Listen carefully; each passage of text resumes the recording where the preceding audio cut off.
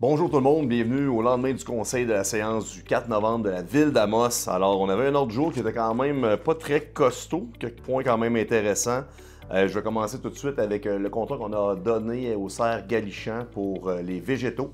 Alors, on le donne de bonne heure parce que, bon, il faut qu'ils mettent en terre durant la période hivernale pour les cerfs. Alors, c'est un montant de 81 000 qui va être investi. Peut-être fait à noter que c'est eux qui nous ont fourni les végétaux l'année passée. Et les commentaires étaient extrêmement bons. La ville était vraiment belle cet été. Pour ceux qui ont noté des changements, c'est que les végétaux, les fleurs qui étaient dans le projet de la première avenue, quand on a fait la première avenue, il y avait un contrat sur, je ne me trompe pas, c'était 2 ans.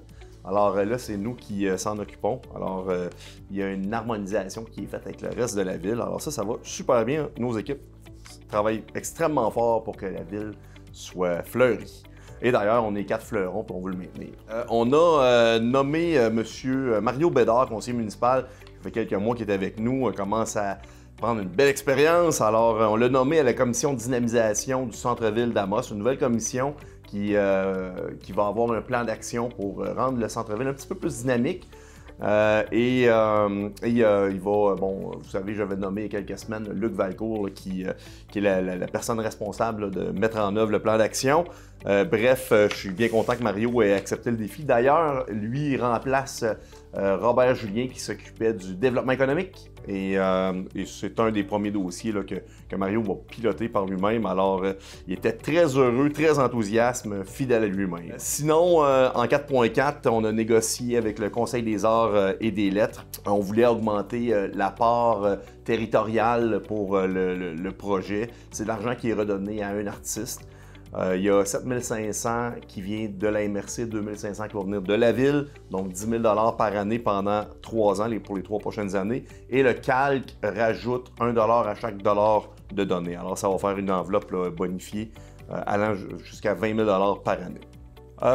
Peut-être mentionner qu'on a eu beaucoup de mouvements de main-d'œuvre au sein de la ville. On a eu beaucoup d'affichages de postes et qui ont été comblés à l'interne. Alors, je les nomme rapidement, là, mais agent de bureau, Mme Sylvie Raboni, préposé à la balance, Julien Vien. On a un nouveau chauffeur de camion qui est Richard Marcoux et un opérateur à l'aéroport qui est Stéphane Arcan. On a 2 postes qui ont été comblés à l'externe, qui est le contremaître des équipements récréatifs, c'est Jean-François Godbout. Et on a un nouveau technicien en informatique qui commençait ce matin, c'est Maxime Murray. Alors, très content d'avoir engagé tout ce beau monde-là. On espère qu'ils vont se plaire dans leur nouvelle fonction. Puis, je vous dirais que notre département des ressources humaines ne chôme pas, travaille très, très fort de ce temps-là. Mais la beauté, c'est qu'il reçoit beaucoup de CV, puis les gens ont le goût de venir travailler à la ville. Alors ça, c'est tout à notre honneur. On a eu une entente de contribution financière dans notre développement économique. Et là, on a reçu plusieurs propositions. La façon de procéder, c'est toujours la même. Là. Il faut que la valeur foncière de la ville augmente. Il faut que ça crée de l'économie ou une nouvelle économie. Puis, il faut aussi que ça crée des emplois. Et là, après ça, on ajuste le montant de la subvention. Il y a Éducation canine qui obtient un 5 000 pour sa mission. Les prestigieuses que vous avez vues qui sont rendues sur le coin principal, Première Avenue, 7 500 Amos Toyota, gros projet, 25 000 Codé Yoga, 1 500.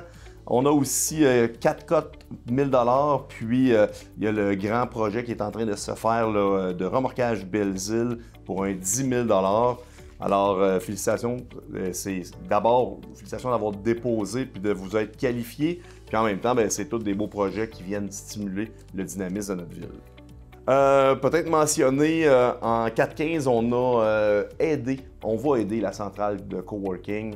La centrale, c'est un endroit qui est super intéressant pour développer, je dirais, le coworking, oui, mais c'est des espaces bureaux locatifs. C'est un endroit qui est le fun pour faire des 5 à 7, des cocktails pour les entreprises. C'est un endroit qui est le fun pour les travailleurs autonomes aussi, qui font un peu de télétravail, mais qui veulent avoir un bureau, mais qui ne veulent pas nécessairement un bureau à la semaine longue. C'est un endroit qui permet de rencontrer des gens. Alors, vraiment un endroit qui est intéressant.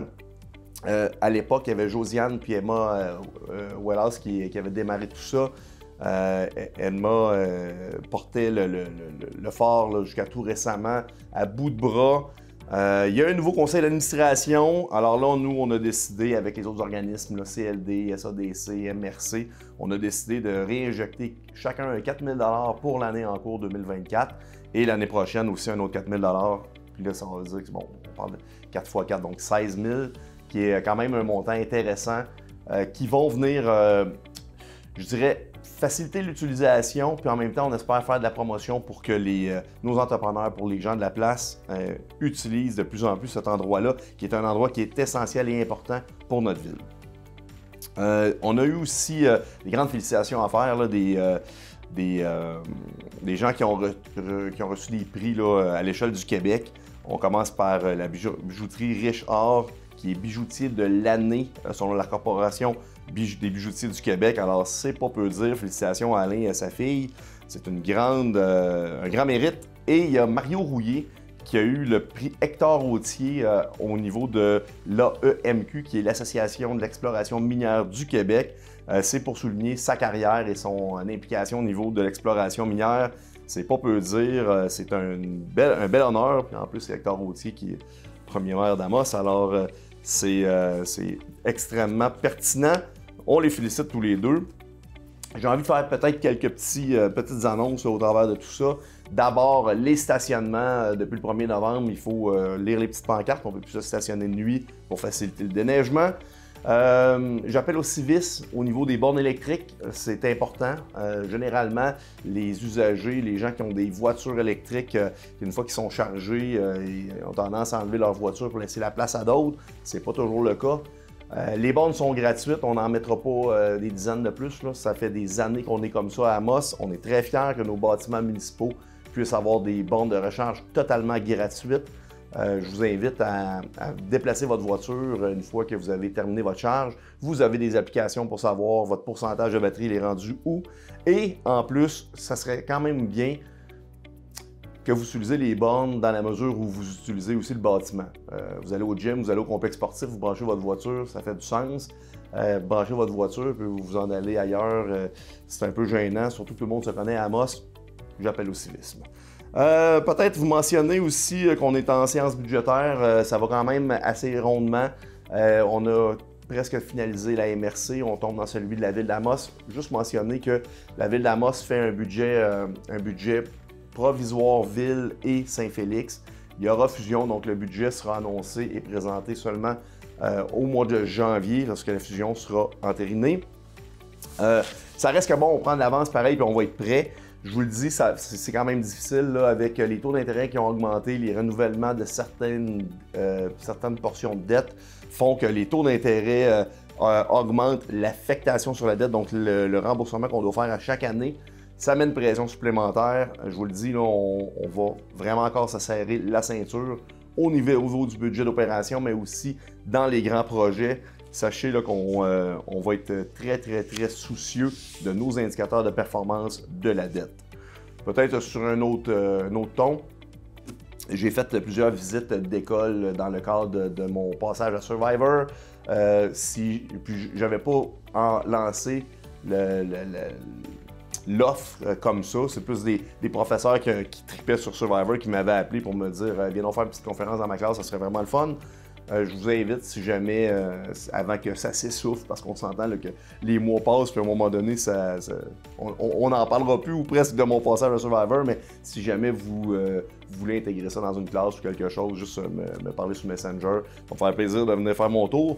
D'ailleurs, ça peut être pour ça ou pour parler de politique. Ça me fait toujours plaisir aussi de rencontrer les groupes pour parler de politique. Alors, l'invitation est lancée. Pas tout en même temps, mais écoutez, j'y vais à la vitesse que je peux les répondre à la demande, puis ça me fait toujours un grand plaisir. Sinon, ben, j'espère que vous avez vos pneus d'hiver. L'hiver s'en vient rapidement et on se voit dans 2 semaines.